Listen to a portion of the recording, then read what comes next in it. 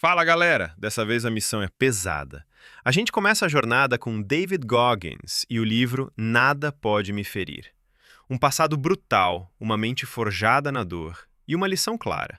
A vítima que você é hoje pode ser o guerreiro de amanhã.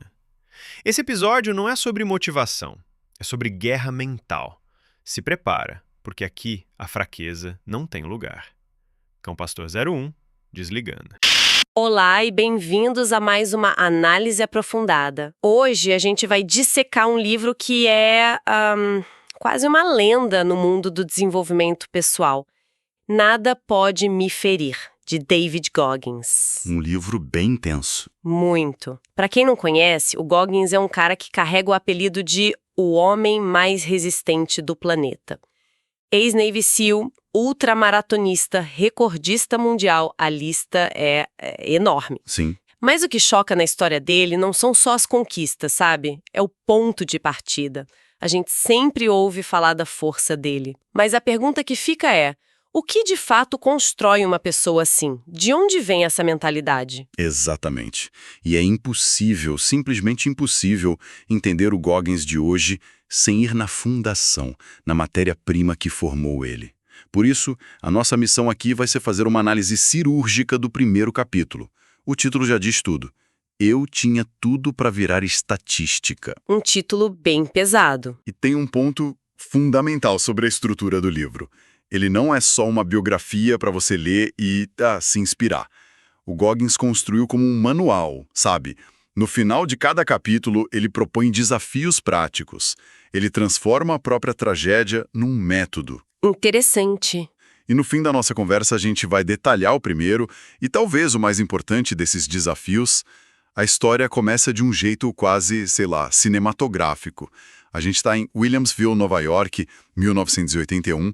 Goggins descreve um subúrbio perfeito, aquele de filme americano. Sim, ruas arborizadas, casas impecáveis. Isso. Gramados perfeitos, vizinhos que eram médicos, advogados, jogadores do Buffalo Bills.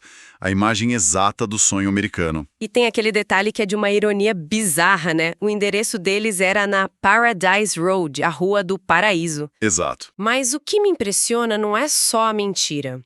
É a energia para manter essa fachada. O pai dele, o Trunis, ele não era só um abusador em casa. Ele era um ator em tempo integral. Essa performance não tornava tudo ainda mais confuso para uma criança? Você tocou no ponto central. Essa dualidade é a chave do trauma. Pro mundo, Trunis era o cara simpático, sempre de terno, sorriso no rosto. A mãe Jack, jovem, bonita. Os filhos, David e o irmão, sempre bem vestidos. A família perfeita. A cena que os vizinhos viam às 7 da manhã era essa, a família modelo saindo de casa. O que ninguém sabia é que eles estavam, na verdade, chegando em casa, exaustos. Depois de uma noite inteira de trabalho forçado. Isso. No momento em que a porta da garagem se fechava, o sorriso do pai desaparecia e o inferno recomeçava. Imagina essa dissonância na cabeça de uma criança. Essa vida dupla se materializava no Skateland, a pista de patinação do pai. Ficava em Maston, um bairro negro de classe trabalhadora, a quilômetros daquela Rua do Paraíso. Ali não tinha fachada, era o palco da tirania dele. E é surreal pensar na idade do David. A maioria das crianças de 6 anos está preocupada com um desenho na TV.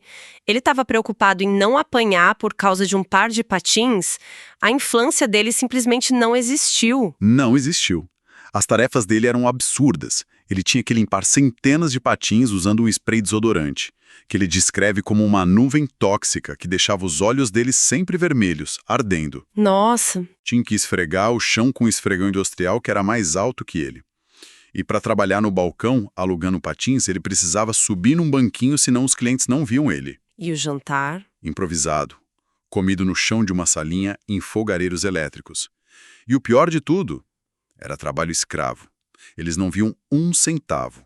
O pai controlava cada dólar. Qualquer erro era... uma surra. E para coroar o terror, o pai guardava uma pistola calibre 38 carregada, debaixo do travesseiro onde o David, com 6 anos, dormia. Meu Deus, isso cria um estado de alerta constante, uma hipervigilância que imagino que ele carrega até hoje. Viver assim não é só sobre o medo da violência física, né? É sobre aniquilar a segurança psicológica. Você nunca relaxa. Nunca. E essa tensão toda explodiu num episódio que foi o ponto de virada. Numa noite, o pai chegou bêbado e começou a espancar a mãe do Goggins com a fivela do cinto. Pesado. Ela tentou se defender com castiçal, mas foi dominada. Ele arrastou ela escada abaixo, desacordada. Uma criança de 6 anos vendo isso, como o cérebro processa uma brutalidade dessas, vinda de quem deveria proteger? O cérebro entra em modo de sobrevivência total. E no caso dele, aconteceu algo fascinante e terrível. Goggins descreve que, ao ver o sangue da mãe no chão, uma chave virou. Pela primeira vez, o ódio que ele sentiu foi maior que o medo. Uau! Ele desceu a escada correndo, pulou nas costas do pai e começou a esmurrar ele, gritando, "Não bate na minha mãe." Foi o primeiro ato de rebelião dele. Exato. A consequência imediata foi apanhar também, claro. Mas no meio do caos, a mãe conseguiu se arrastar até um alarme de pânico. A polícia chegou, e o que aconteceu em seguida foi talvez tão violento quanto a surra. Deixa eu adivinhar, não fizeram nada, né? Pior, eles riram com o pai. O quê? Riram, viram a situação, ouviram a versão do Twinnis, que era um cara charmoso, articulado, e foram embora, sem nem falar com a mãe dele. Surreal. Naquele momento, Goggins diz que entendeu duas coisas. Eles estavam completamente sozinhos e, nas palavras dele, a temporada de caça estava aberta. E a presa éramos nós. Isso solidifica uma visão de mundo onde não existe porto seguro. É você contra tudo. Depois desse episódio, a mãe começou a planejar a fuga. O plano era meticuloso. Esperar o pai ir para o Scotland e dirigir até a casa de uma amiga em outra cidade. Mas nem a fuga foi simples, né? Nem um pouco. No meio da estrada, o carro velho deles, um Volvo, começou a soltar uma fumaça preta, densa. O carro estava morrendo. A mãe entrou em pânico absoluto. Começou a chorar, paralisada de medo. É uma inversão de papéis brutal, mas também mostra o quanto ela estava quebrada. O filho, com 8 anos, teve que virar o adulto na situação. Isso por si só é outra forma de trauma para o Goggins. Ter que ser o pilar da própria mãe. Exatamente. Ele teve que assumir a responsabilidade. Ele conta que olhou para ela e disse: "A gente tem que ir embora, mãe. Continua. A gente tem que ir." Que força! E de alguma forma eles conseguiram chegar em Brasil, Indiana. A nova vida foi um choque. Saíram daquela fachada de riqueza para pobreza extrema, um apartamento subsidiado que custava $7 por mês, vivendo com um vale-refeição. Uma queda gigantesca. Mas o Goggins narra uma cena que mostra a semente da mentalidade dele. Uma noite, sem dinheiro para luz ou comida, ele lembrou que a mãe guardava moedas em potes. Eles viraram tudo no chão, contaram cada centavo e conseguiram o suficiente para pagar a luz, encher o tanque e ainda comprar hambúrgueres. Um pequeno momento de vitória. Uma vitória imensa. Ele descreve isso não como humilhação, mas como a primeira vez que eles conquistaram algo sozinhos. Mas os problemas estavam só começando a se manifestar de outras formas. Aquele trauma não desaparece, né? Ele se transforma. David desenvolveu uma gagueira severa e dificuldades de aprendizagem profundas. E a escola, que antes era um refúgio, virou outro problema. Virou mais um campo de batalha, um lugar de humilhação diária. E isso vai muito além de um simples nervosismo escolar, certo?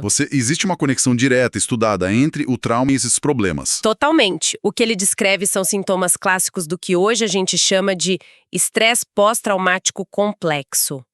É o que resulta de trauma prolongado, repetido, especialmente na infância. A neurociência mostra que o estresse tóxico crônico afeta o desenvolvimento do cérebro. Afeta áreas de memória, aprendizado, hipocampo, amígdala, a gagueira, a dificuldade de ler, não eram defeitos dele, eram as cicatrizes neurológicas do abuso.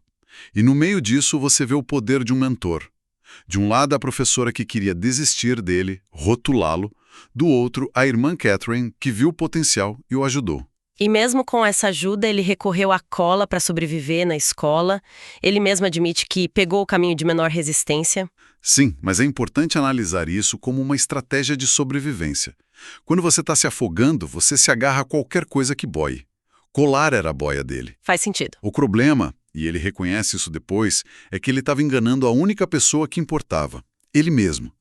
E para completar o cenário, na adolescência, o inferno ganhou uma nova dimensão, o racismo explícito. Ah, sim, teve um incidente no restaurante. Isso.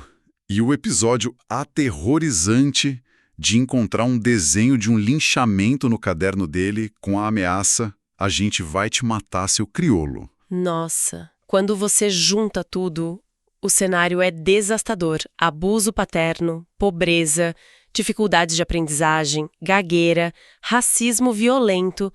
Ele era a personificação da estatística do título do capítulo. Parecia não ter saída. A pergunta que não quer calar é: por onde diabos uma pessoa começa a lutar contra um destino que parece tão selado? E essa é a pergunta que move o livro inteiro. Goggins não se contenta em só contar essa história de horror. Ele a usa como a fundação de um método. E a primeira ferramenta que ele oferece, o primeiro passo, é o desafio #1. É aqui que a biografia vira um manual de instruções. Ok, então chegamos na parte prática. Depois de ouvir tudo isso, a gente fica pensando: impossível sair disso. Como ele transforma essa tragédia no primeiro passo de um método? Qual é a primeira coisa que ele manda a gente fazer? O desafio #1 chama-se o inventário das desculpas.